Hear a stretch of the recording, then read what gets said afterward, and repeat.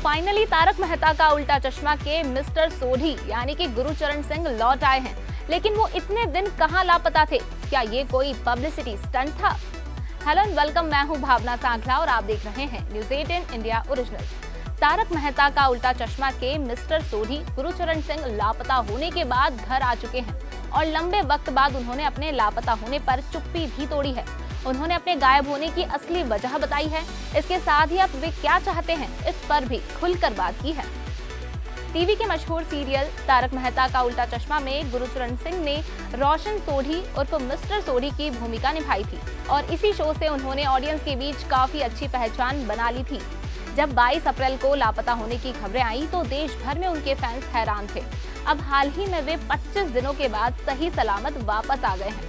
हर कोई मिस्टर सोढ़ी के अचानक गायब होने पर तो शॉक्ड था ही, लेकिन अब उनके अचानक वापस लौटने की खबरों से भी उनके चाहने वाले और भी ज्यादा हैरान हुए हैं। ऐसे में उन पर आरोप लगाए गए हैं कि ये पब्लिसिटी स्टंट था, उन्होंने ये सब पब्लिसिटी के लिए किया था। लेकिन मिस्टर सोढ़ी ने सभी को जवाब दे दिया है। गुरुचरण सिंह का कहना है कि उन्होंने ये सब मजबूरी में किया था। बॉम्बे टाइम्स से बात करते हुए गुरुचरण सिंह ने कहा है कि कोविड महामारी के बाद से कई चीजों ने उन्हें प्रभावित किया था। वे मुंबई छोड़कर 2020 में अपने पिता के पास रहने के लिए दिल्ली चले गए। उस दौरान उनके पिता की सर्जरी हो रही थी। इसके बाद उन्होंने अपना खुद का बिजनेस शुरू किया, लेकिन उन्हें सफलता नहीं मिली। गुरुचरण सिंह ने कहा कि या तो कोई काम ठीक से नहीं हुआ या फिर जिन लोगों के साथ मैंने काम किया वे गायब हो गए और मुझे धोखा दिया।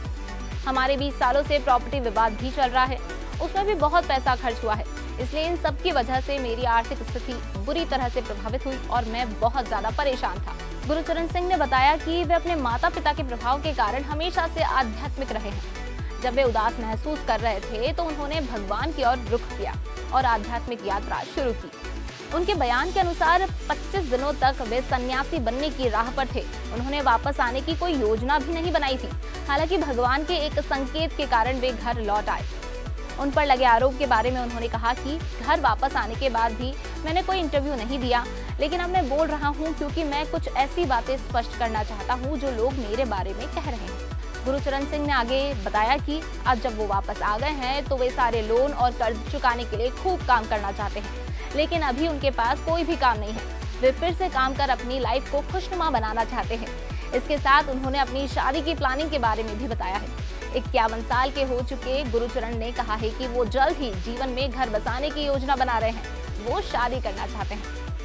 गुरुचरण सिंह के फ्यूचर प्लान पर आपकी क्या राय है, हमें कमेंट सेक्शन में जरूर बताएं और ऐसी ही वीडियोस के लिए जुड़े रहिए न्यूज़ 18 इंडिया ओरिजिनल्स के साथ।